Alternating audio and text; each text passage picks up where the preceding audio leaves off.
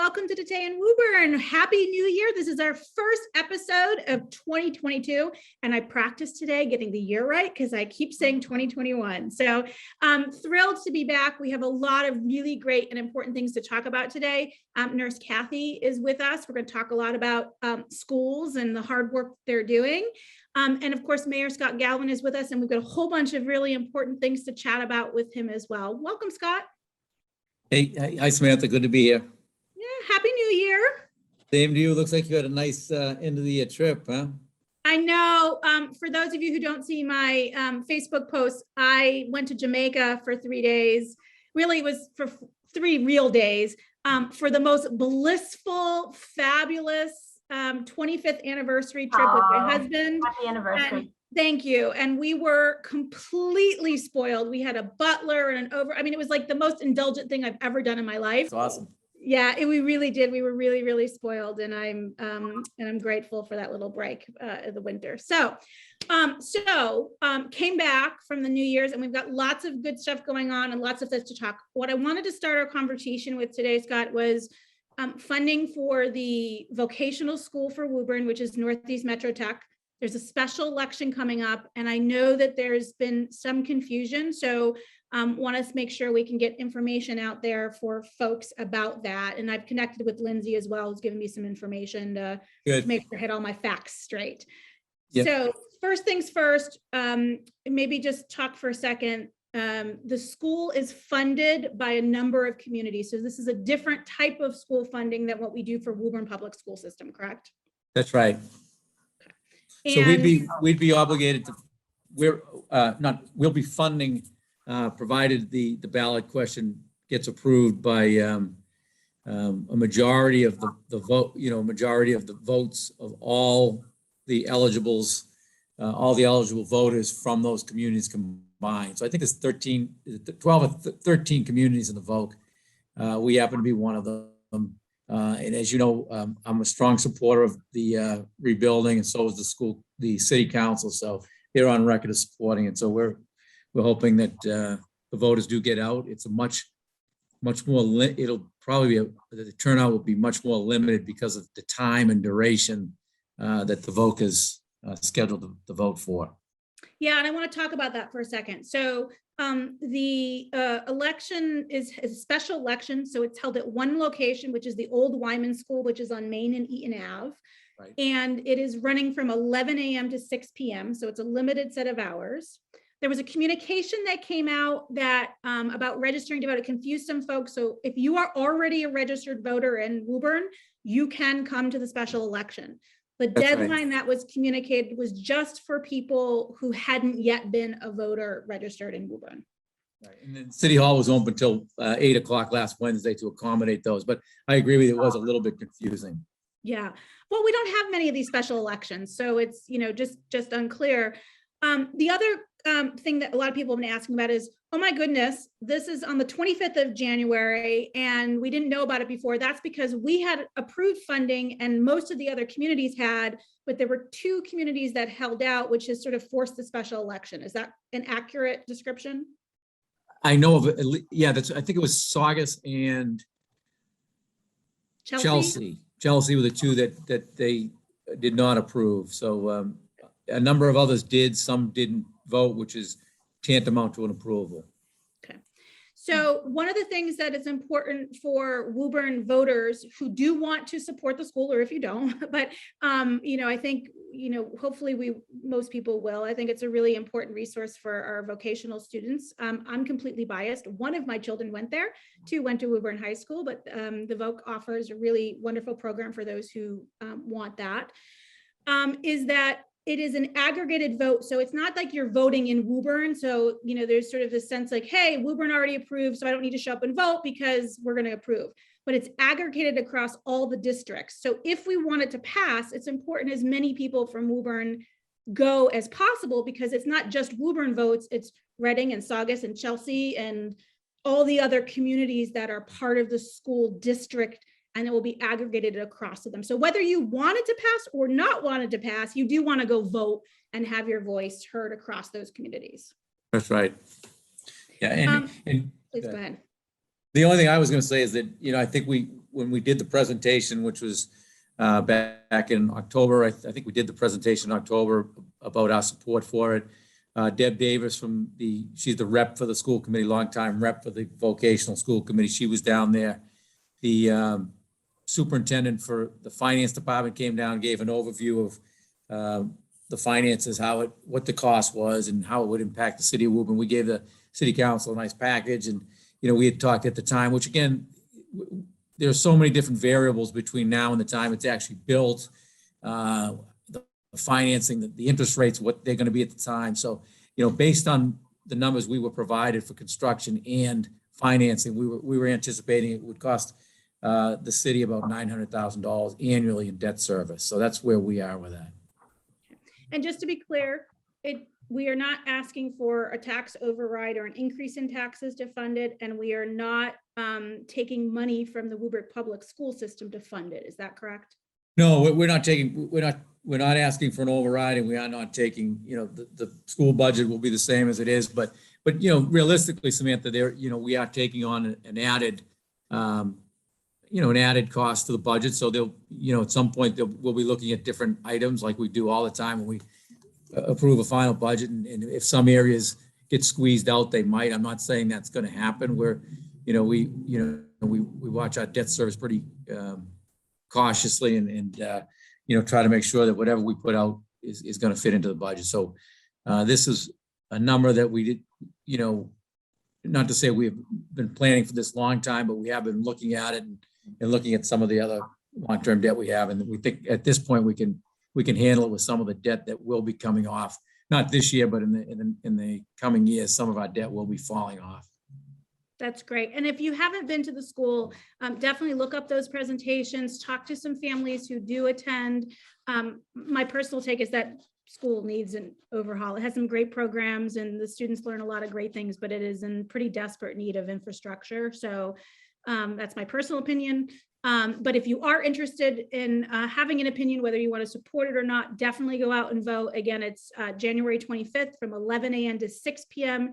Voting is only taking place at the old Wyman School, so make sure you are there because we do have a limited window because of the nature of the special election. So thanks for catching up on me on that, Scott. I get a lot of questions about that. I wanted to talk a little bit about water credit. Before you jump to that, you jump to water, which we'll go into, just you had mentioned that so people are clear that the city has nothing to do with like you had mentioned, the date, the duration of the hours, or that's strictly dictated by the Northeast folk. They made that determination. They've got the approval from the state, and as a member, we follow those guidelines. We will be reimbursed for any of the costs of the election. So, whatever it costs Lindsay for wardens over there and whatnot, we will get reimbursed for that cost by the Northeast folk. Great. Thank you for that. Yeah. I do think it's important for us to understand we don't have a lot of window of time, but we have no control over that. So that's right. This is a good opportunity to sort of quickly get in there and show your support. I want to talk about water credit because you have mentioned water credit, and I think there was a written communication that might have even come out about it. How do people, and just for those who are not sure, there was a water credit for those who might have been in a vulnerable population when our quarterly numbers around the PFAS was higher. We don't yet know what this quarter will be yet. That hasn't yet been released. But how do people qualify for the credit and how do they get the credit? So the water rebate program, as you had said, is for those for the subpopulations that are in a vulnerable subgroup, whether it's if they're immunocompromised, pregnant, or if they're infants under 1 years of age. So we have that water rebate program. It's on the city's website under recent news. It's posted. It's also on the city's water department. So if somebody wants to apply for that, they'll go right to the website. It's a pretty simple link that will lead you through what you need to do. What we're looking for is just 3 documents. One, proof of residency, meaning either you have a tax bill or a water bill for the property. Number 2 would be a birth certificate if it's for an infant. And number 3, if you're immunocompromised, you need a letter from a doctor saying that you are immunocompromised, not what your immunocompromisation is, just that you are. And one of those 3 documents, they will review those and make a decision on the credit. The credit's for $30 a month. And we will be issuing the rebate for those quarters that we're in non-compliance with Mass DEP regulation of 20 PFAS, 20 parts per trillion. So it is, I say it's a pretty straightforward process. If people do have any questions, they certainly can call my office or they can call the water department and someone can walk them through, but it is user-friendly. And, we'll certainly take feedback on people who are having difficulty, but it's on the city's website. And, we'll be processing it. We'll be processing checks twice a year, semi-annually. Great. Thank you for that information. I know the December numbers haven't been released, and you and the water engineer were kind enough to describe why the process takes a while to do. It has to go through state authorization and verifications. Do we have any early signals? Do we expect December numbers to be where they roughly were in November, or when might we expect to see those numbers come in? Well, we will expect to see the numbers coming in, very shortly. One of the things is now with the holidays and also with COVID. I mean, the testing agencies are no different than what you've seen. Some of the issues that happen when people aren't coming into work, and it's taking just a little bit longer than normal. But the numbers are going to be very similar. Either slightly under the 20 or slightly over. We'd love to see it be slightly under, but we'll deal with it. Is the big thing, Samantha, as you know, is that we've got a long-term plan that we've got to put in place, and that's replacing the adding filtration, carbon filtration at the water treatment plant, which is what our plan is for the long term, and that as we said hasn't changed. We're still looking at the 18 to 24 month period. In the meantime, we want to make sure that we have the water rebate program up and running. We're also putting a water filling station for anybody who wants to use that.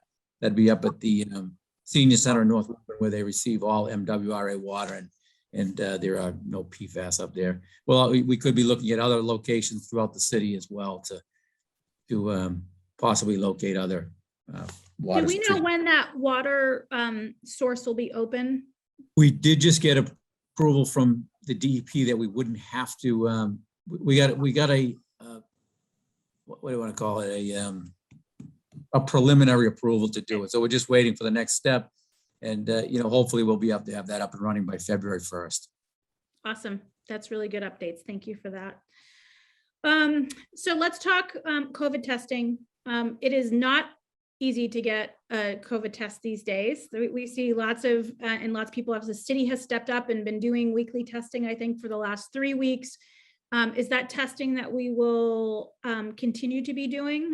I think we have one this Saturday. Is that correct? We're taking it week by week. We are doing a test this week. We're gonna up the numbers. One of the things, Samantha, we had one thing that people do confuse. They see these bigger drive-through COVID testing in other cities and towns. Those are not run by the individual city. Those are stop the spread sites run by the state, and the state's organizing them, staffing them, and paying for them. What we're doing here at the city, I think, is a great service, and we're lucky to have a proactive Board of Health, the MRC, which has stepped up, and we've got a great relationship with Armstrong Ambulance. So we've been able to provide residents with what I think is a very good service. And Kathy will tell you, you don't have to wait in line for 3 hours when you go. You pre-register, and it is. I do realize that gets frustrating to some residents when they try to pre-register and the sites fill up. We are going to try to up that number. Last week we capped it at 650. This week we're going to try to cap it at 750, and hopefully give people a little extra shot at getting at that. We also we've ordered some rapid tests off the state contract. So we'll have some of those coming in, and we might be looking at some other options for, employees and residents to take advantage of those rapid tests too. Awesome. Thanks for that, Day Scott. I think it's really important. That's a lot of capacity, and we clearly are using it and needing it. At this point, there are some cities around us who have indoor mask mandates. You have said in the past that, you'll follow what the state guidance is. I'm assuming that remains still true, but I want to give you a chance to give us an update if that's something you're. It is the same thing. We're waiting. We're following the state guidelines, and certainly if people want to wear a mask, they're going to wear a mask, and they should wear a mask. And there are certain circumstances that you should, but we're not going to be instituting a mask mandate. One other thing, and then I've got two pieces of good news I want to talk to you about. I have so much to catch up on because we haven't talked to you in 3 weeks. I know. It's like an onslaught, Scott. Thank you for answering 20 questions with me. Winter is clearly here. The roads have been pretty icy in the mornings. Our DPW crew, of course, works really hard to try and clear things, but particularly in the early mornings, for those who leave, pre-commute hours or normal sort of morning commute, it's been kind of slick. Mother Nature's not playing nice with us. A lot of folks are just wondering, like, how do we decide when to start treating roads? How do we decide when contractors are pulled in? Are there standard policies and processes that are in place? Honestly, I think it's a case by case evaluation, and the DPW knows they've been doing this for a long time. They know when to bring it in. They have a weather service, and look, sometimes an ice storm can come in so fast that it doesn't give you time. One of the things that the DPW has been doing is they do some pre-treating the day before. But they do a great job, and every once in a while there'll be a storm that comes in and catches everybody a little bit off guard. But for the most part, the DPW does a great job. I think everybody will agree to that. They get out there, they do the job, and when they finish, they finish. They're certainly working hard. I think some of the questions, although not being asked overtly this way, resulting from the fact is we know that there's a shortage of people to treat roads. Not our DPW staff, but we augment our DPW staff with private contractors every year. We've always done that.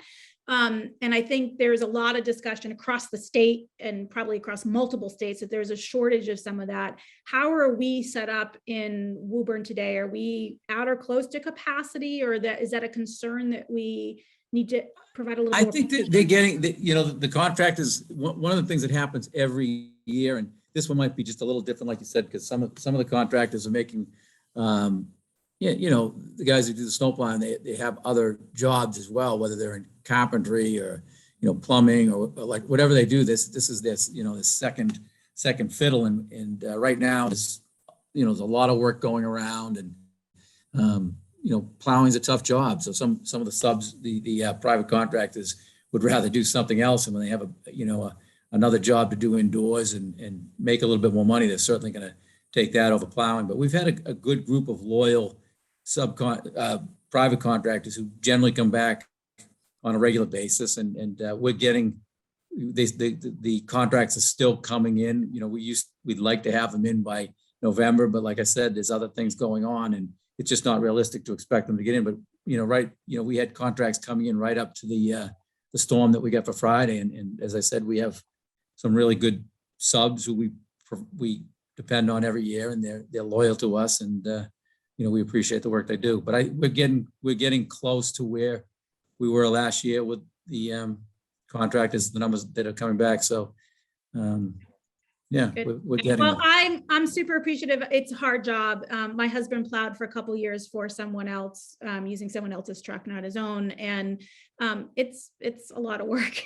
And it is a lot of work, and it's a lot of the same, right? You're driving the same roads and crappy weather conditions and often odd hours and strange things. So I know we as a city are appreciative of all the people who do that, and appreciate the update on there.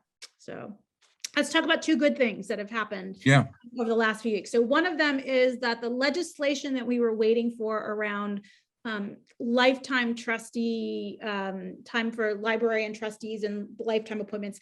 My understanding from Rich is that legislation has passed, which then now gives us an opportunity to fill open trustee positions, and we were waiting for all that to happen. So my question to you is kind of what are the next steps in completing? I know we have an active library board that is working right now, but we do have some openings we are able to fill now. So right now we have 5 trustees who are working, and that allows us to continue, with their monthly business approval of bills and whatnot. And now, with the lifetime trustees abolished, we've got 9 trustees, and we want to set it up. We're working on setting up the structure where there's a 3 go for 1 year, 3 go for 2 years, and 3 go for 3. So there's always 3 new trustees coming on. Theoretically, 3 new trustees come on every year at that structure. So we're looking on restructuring the terms. So the existing 5 who are on the board, and then we've got 4 more to put in. And there's a couple of specific needs that we want to address with those trustees. And one of them is, we'd like somebody. We already have somebody with a legal background. We need some investing/finance. We're looking at someone in that area. And also, a little bit of someone with a construction background as far as, the building itself. And then we also are really interested in diversity not only in, gender diversity, but there's also the racial diversity that we're looking for that's important, given the makeup of the city and how the, we've got, like we said, a much more diverse community. So we're looking to try to address all those things. And really there's only 4 positions. So it's not like everything's going to happen overnight, but we do, in those 4 positions, we're looking to, address diversity of our city, the makeup of the city. And also we want to have diverse positions. We need someone really versed in financial investments. And also, like I said, it's important that we have somebody who's good with the building and the construction and whatnot. So that's where we're at that. Great. That's awesome. Do you have like a target in mind where, you're hoping by spring to have those positions filled? Yes. Yeah. Okay. Yeah. Awesome. I just made up spring, so feel free to correct No, me. spring's a good, that's actually a pretty good, that's a pretty good target. And one thing, like, the city council meets twice a month. So we could have something in 2 months would be pretty reasonable to think we could get some movement on that.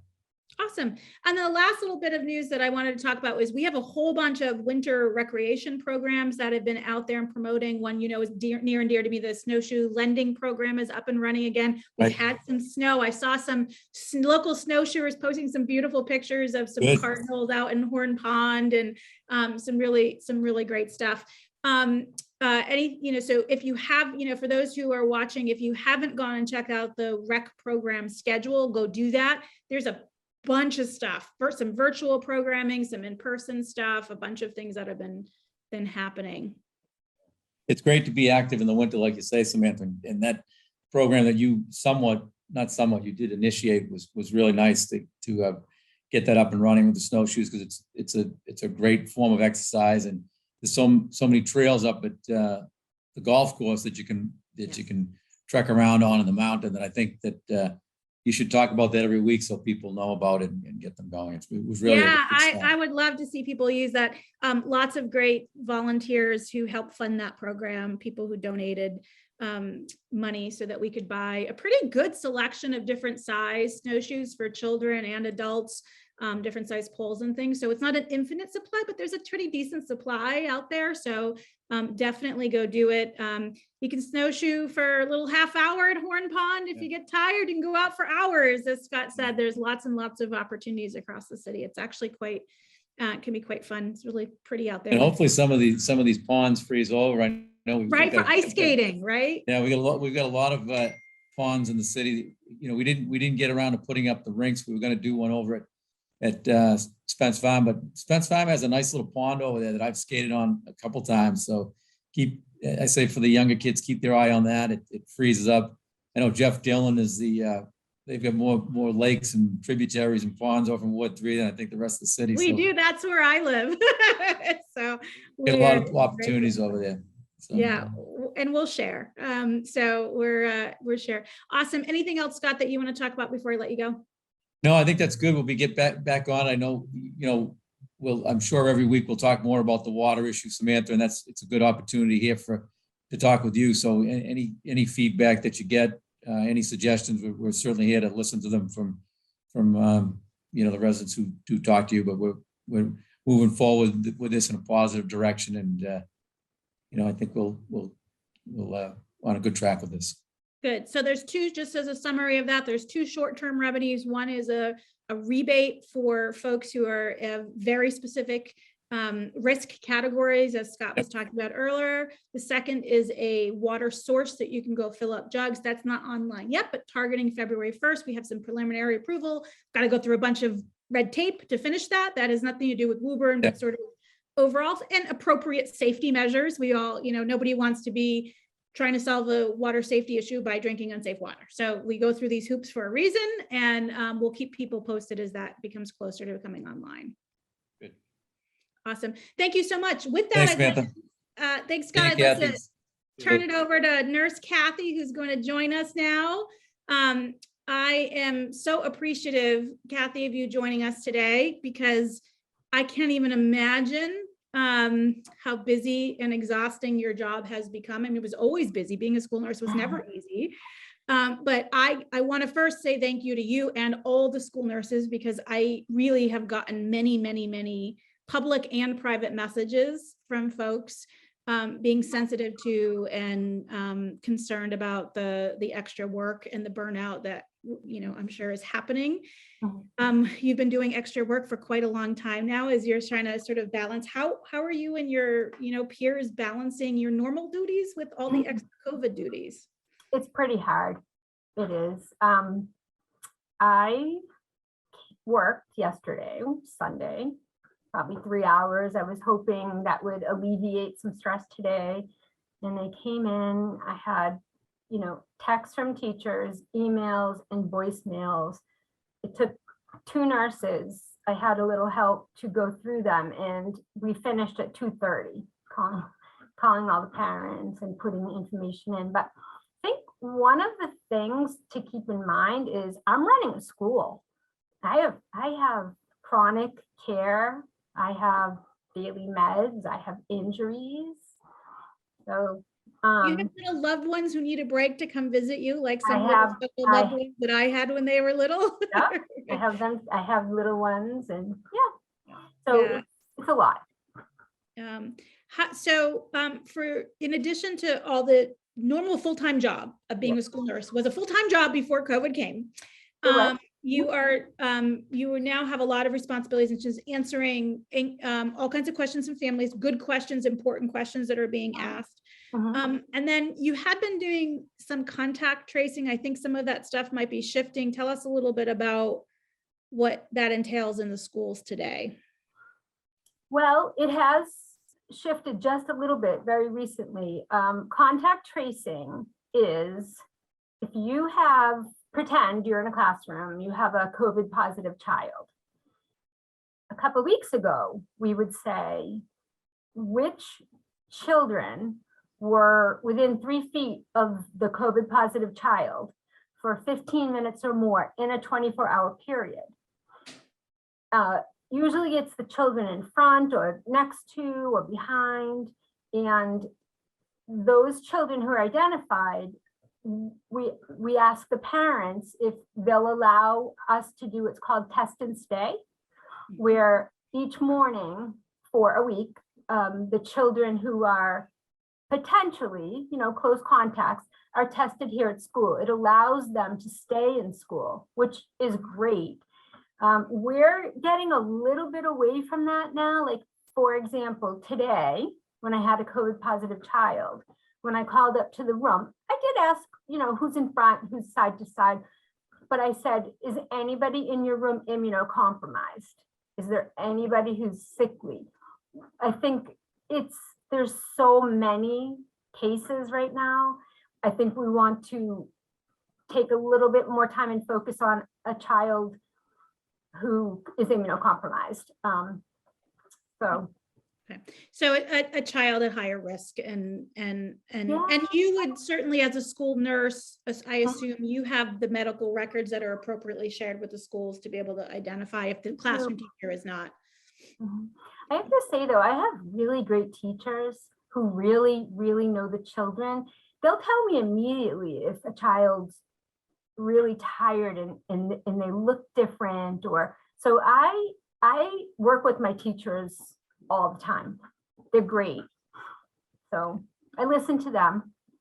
Now, for students 5 and up, Yeah. there is an option for a vaccine. Now, not everybody has chosen to take it, but that option exists. For preschool students who are under 5 years old, there is not an option for a vaccine. And I've had a few people send in questions. Are the rules in the preschools different than in the elementary or upper school systems, or are they same across both? So we have a Woburn nurse who's doing most of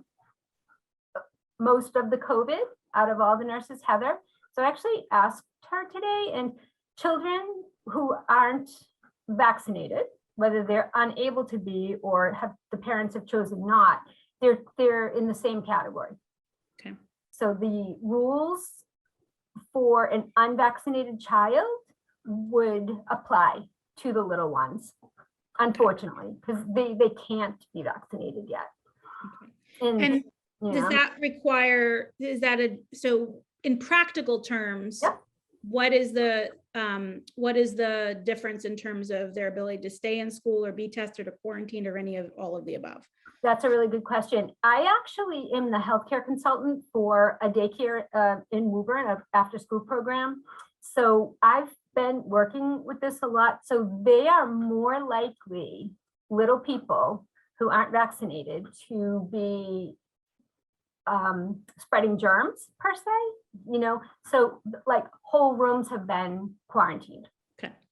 The little people are more likely to have a larger volume of that class quarantined, as opposed to me going up, looking, measuring the desks. Are they 3 feet apart? Measuring everything. Rob, my principal, and I actually go around measuring things. The little people, they get right in each other's faces and they can't help it. So, yeah. Okay.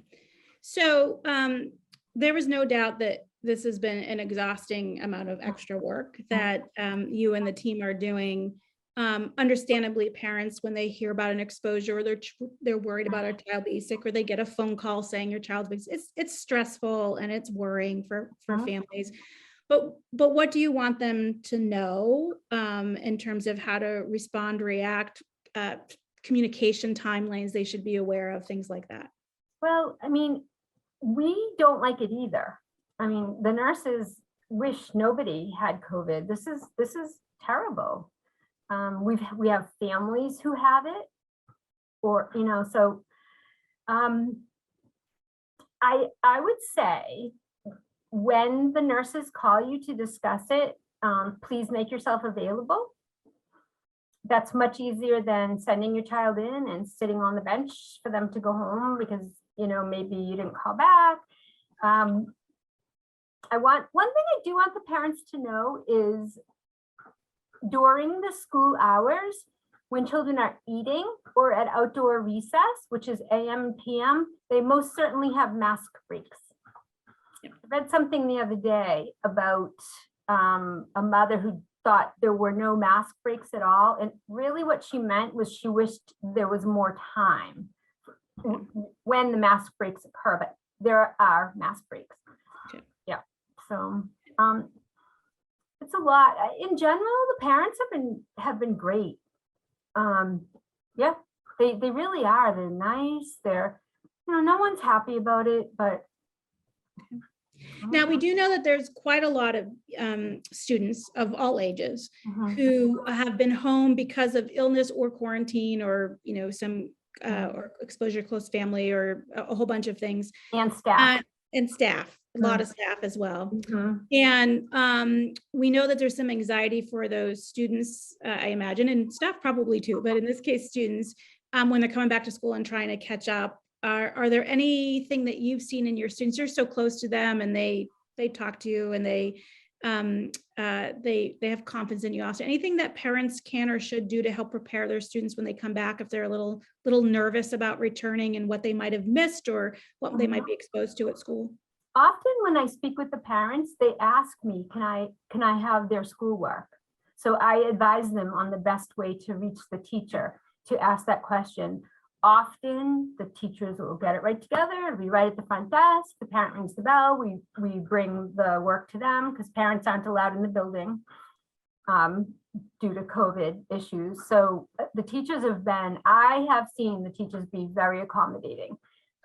So you know that the quarantine and isolation days now are cut in half. Mhm. So as opposed to being out of school physically for 10 days, it's 5 days. And then when you return, you must wear a mask full time, even recess, 4 or 5 days, except when you're eating. So the length of time that children are out of school is basically almost cut down by 50%. So if you have a child and it's their day 5 to get off isolation and they have 102 fever, well, they're not getting off isolation. So it may continue a little bit, but yeah, the kids are back now much sooner. Good. Well, thank you for holding it together, and all your peers, please thank them. We know that this is hard and a continuing strain, and we're super appreciative of having folks like yourself there to help out. Thank you. I just wanted to say that as hard as I work, every single nurse in Woburn is working as hard. Our nurse leader, there's minimal nurse substitutes, and my mother would call it robbing Peter to pay Paul. I can't even imagine her pressure. My principal's been great. We've had a lot of people work very hard and come together. So I really appreciate my colleagues. Yeah, well, we are really appreciative. So thank you so much. We'll continue to, if there are things that we can do to help make it easier. Thank you. Please. Thank you so much. Yeah, excellent. Well, we have one more guest today. Welcome, Lou. Glad to see you. Happy New Year. Happy New Year, Samantha. Glad to be here. So you and I are now talking. You're officially a city councilor for Ward 6. Congratulations. Thank you. Yes, I'm official. Yes. So now the work begins, right? Yes, it started last week. We got sworn in on Monday, and Tuesday we hit the pavement running. So looking forward to working with all my colleagues and everybody on the council. It's been exciting. It's been an exciting couple of months, since November till now. It's been exciting, little anxiety. I'm not going to lie to you. There's anxiety too. Yeah. So let's talk about preparation. So I know as an incoming city council, there's some, sort of procedural trainings and things that you do. For those of us who haven't been through that process, what do you got going on there, and how is the city helping to support you?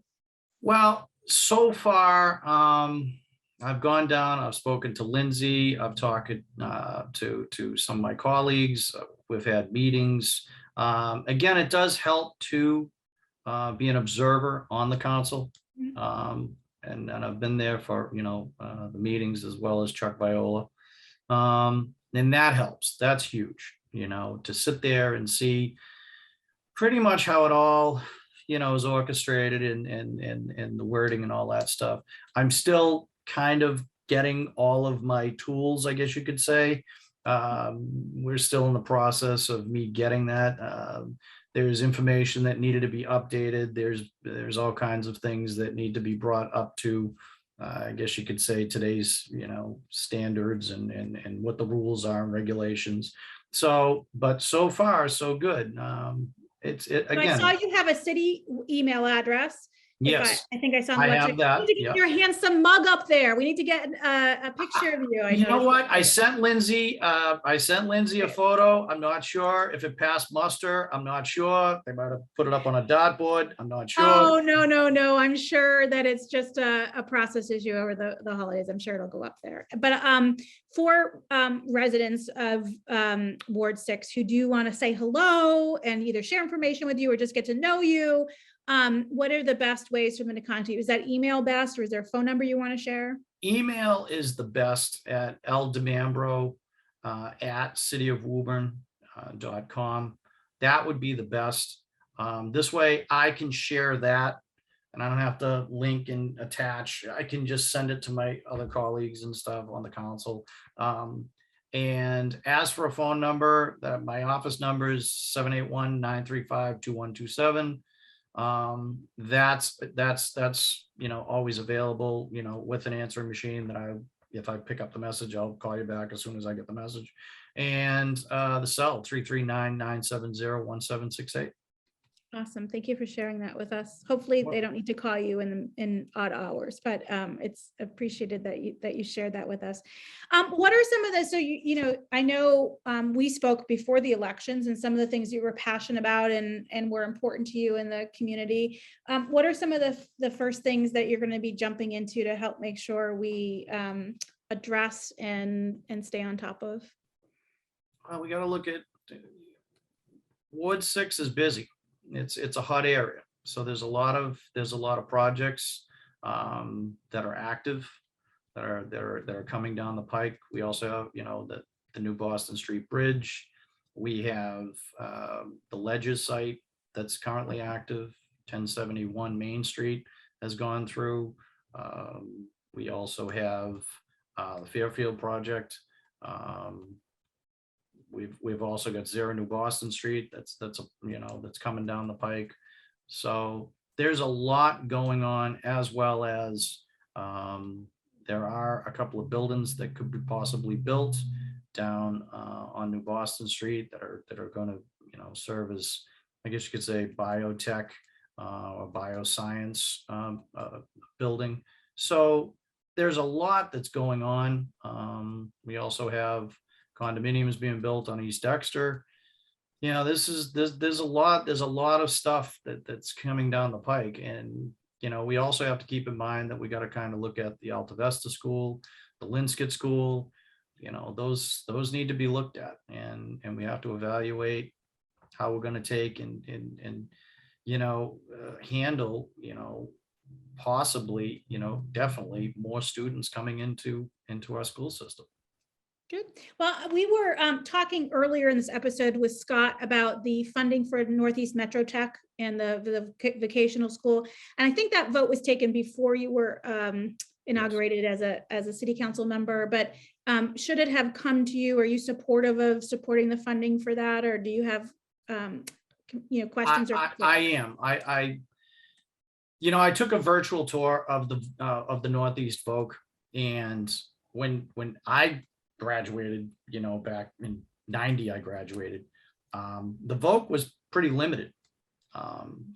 And when I took the virtual tour of what the Northeast Voc does today and provides in different classes and studies and in fields, I was amazed.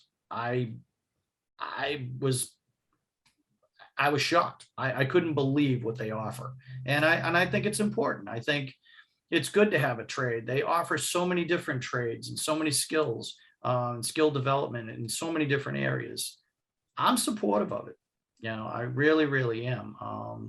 It's a shame, Woburn can't encompass some of that in our schools, but I understand it's expensive and this and that.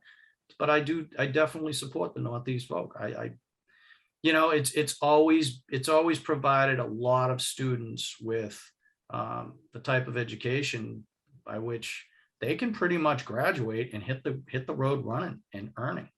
You almost come out, in the field practically licensed. I mean, I can't get over what they offer, and I think it's important, and I think it's something we should invest in. Well, I'm personally happy to hear that. I had one who went to the Voc, my youngest, who was in the metal fabrication program and has gone directly into work. Had an internship their senior year, and then was employed by that intern opportunity into full-time employment, and is now they're paying for night school for their journeyman's license. So it is a great opportunity. And I know for those folks, not everybody goes directly to work. There are lots of people who graduate who go into the military, and lots of people who go on to college after attending that school as well. So there's lots of different options for lots of people, and it's a great hands-on learning environment for those who thrive in that environment. And for our local small businesses, I can't help but give a shout out. they're always looking for new companies to come in and help support interns and seniors who have actually, you know, spent a couple years building some pretty good schools skills and want to get out there and use them. And it's not just, you know, auto mechanics, carpentry, you know, tin knock and plumbing. They offer all kinds of things, you know, in robotics and electronics, and I was amazed. There's some, you know, early education and some Early nursing education, skills, nursing and skills. cosmetics and all kinds of- Dental, I'm like, I was amazed. I was absolutely amazed when I took that virtual tour back a couple of months ago, when it all started coming about, you know, how much it would cost and this and that. I was like, and there is, you know, it's a large price tag. It really, really is. But, you know, considering what they're going to put inside of that facility, I can understand it. But again, I think we need to all, you know, people need to realize that, you know, the cost of building materials is way up.